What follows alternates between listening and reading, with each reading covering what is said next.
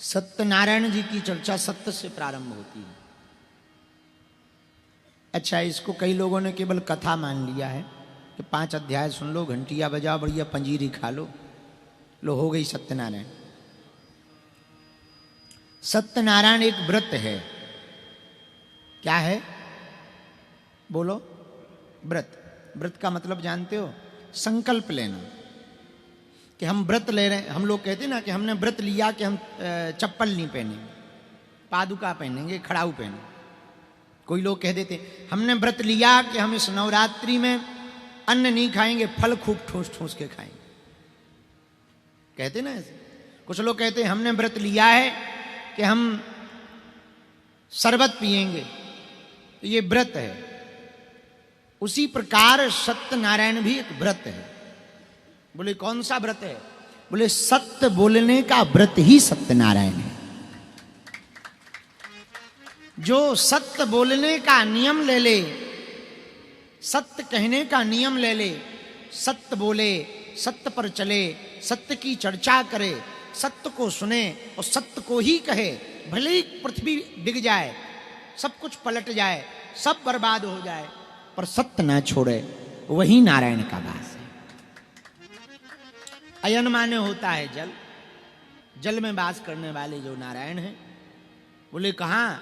बोले जल में वास करने वाले, क्षीर सागर में वास करने वाले नारायण प्रभु तो हैं, लेकिन वो कहाँ वास करते? बोले जहां सत्य है वहीं नारायण रहते। कई लोग पूछते भगवान का पता बताओ।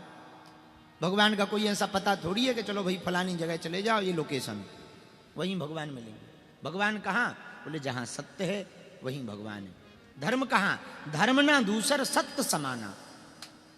जहां सत्य है वहीं धर्म है, जहां भगवान सत्य है वहीं नारायण है, जहां सत्यता है वहीं परमात्मा का वास है, और जहां असत्यता है वहीं से परमात्मा का जाना हो जाता है।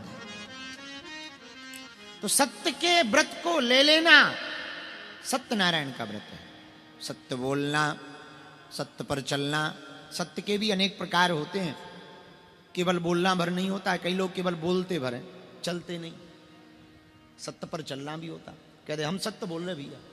अच्छा, सत्य बोल तो रहे पर सत्य पर चल रहे आप? बोले सत्य पर चलना क्या है? बोले जो कहो उसको कुछ भी हो जाए पूर्ण करो, ये सत्य पर चलना है। उन्हीं सत्यनारायण महाप्रभु का यह ग्रंथ है, स्कंद पुराण के अंतर्गत ये आता है। आज हम कुछ प्रश्न उठा रहे थे, तब पढ़ रहे थे, तो एक बात हमको याद आई, तो वो हम आपको सुना दें। किसी ने कहा कि सत्यनारायण जी की कथा तो है ही नहीं है, उसमें तो ये बताया है कि उसने किया तो ऐसा हुआ, उसने कथा सुनी तो ऐसा हुआ 5वें अध्याय में। वो कथा कौन सी है जो लकड़हारी ने सुनी थी तो उसकी दरिद्रता मिट गई? वो कलावती लीलावती की कथा आती है कि उन्होंने कथा सुनी तो ऐसा हो गया। वो साधु नाम का बानिया आता है, उसके संतान नहीं होती है, वो सत्यनारायण की कथा सुनता है तो हो जाता। तो उसने कौन सी कथा सुनी थी जिससे उसको फल मिला? इस प्रश्न का उत्तर बताओ। तो हमने बहुत खोजा, तब एक बात पाया, उस कथा का नाम ही सत्य है। उन्होंने व्रत लिया, हम सत्य बोलेंगे, हम सत्य पर चलेंगे, हम सत्य का धारण करेंगे। उन्होंने यह जब व्रत लिया, उस व्रत के प्रभाव के कारण भगवान को कृपा करनी पड़ी और उनके मनवांछित मनोरथों को भगवान को पूर्ण करना पड़ा। दूसरी बात, सत्यनारायण भगवान के व्रत पर चलने वाले जितने भी जीव हैं, वो 5 प्रकार के फल को जरूर पाते हैं। पहला फल जो पाते हैं वो सुख समृद्धि का पाते हैं। ढूंढ काय को रह, या तो अंदर आ जाओ या भीतर घुस जाओ।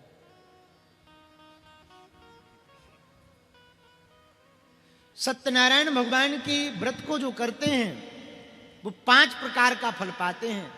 पहला फल सुख समृद्धि, दूसरा फल संतान की प्राप्ति, तीसरा फल विजय की प्राप्ति, चौथा फल ऐश्वर्य की प्राप्ति, और 5वां फल दारिद्र्य की विनाशति, दारिद्र्य का निवारण। 5 प्रकार के फल तो मिलना ही मिलना है जो सत्य पर चलेगा। एक बात और कहें, सुनो ध्यान से। सत्य पर चलोगे तो एक बात तो ये रहेगी कि आप तनाव मुक्त रहोगे। क्योंकि झूठ बोलने पे याद करना पड़ता है कि हमने अमुक आदमी से क्या झूठ बोला। अब सत्य बोलने वाले को क्या हलवा याद करना, जो है सो है। भाई जो झूठ बोले बताओ कितने लड़का है, हो 2 तुम कहो 3, तो ध्यान करना पड़ता है कि फलाने को 3 बता दिए। अब वो दोबारा पूछे कहीं 2 ना निकल आए, तो ध्यान करना पड़ता कि नहीं। पर सत्य बोलो कि कई भाई कितने लड़का हैं, 2, सोते हुए भी कोई पूछे अरे कितने हैं, सो निकलेगा भाई 2 हैं। तो पहला फायदा तो यही है सत्य बोलने का। बोले क्या फायदा है? बोले पहला फायदा सत्य बोलने का यही है कि जो सत्य पर चलता, सत्य बोलता है, वो तनाव मुक्त रहता। दूसरा फायदा सुनो, सत्य बोलने वाले व्यक्ति पर कभी डाउट नहीं होता, संदेह नहीं होता है। आप सत्य बोलने लगो, सत्य पर चलने लगो, तो कुछ दिनों तक तो दिक्कत जाएगी, फिर सब लोग आप पर भरोसा। आप एक बार सत्य के बीच में झूठ भी बोल दोगे, वो भी सत्य मान लिया जाएगा। ये दूसरा फायदा है। सत्य बोलने वाले व्यक्ति को तीसरा फायदा सुनो, जो सत्य बोलता है उसको तीसरा फायदा, उसके वाणी से जो भी निकलेगा वो सिद्ध होकर के ही रहेगा, उसे वाक्य सिद्धि प्राप्त हो जाएगी। ये वाक्य सिद्धि क्या है? यही तो वाक्य सिद्धि है। लोग कहते ना फलाने महाराज ऐसा कह देते सो हो जाता। हमारे पास कल एक आदमी आए, महाराज आप कह दो हम पेपर में पास हो जाए। हम कहें ऐसे कैसे कह दो? अब पता लगे हम कह दें तुम पेपर में पास हो जाओ, तुम पढ़ो ना फेल हो जाओ, आफत हो जाएगी। तो हमें तब समझ में नहीं आया, लेकिन आज जब सुबह हम पढ़ रहे थे तब हमें बात समझ में आई। उसके दिमाग में ये विचार बैठ गया कि महाराज जी जो बोल देंगे सो हो जाएगा। तो हम विचार करने लगे भाई ऐसा होता है क्या? हमें तो खबर नहीं, ऐसा होता कि नहीं होता भगवान जाने, कि भगवान कर देते होंगे पूरी।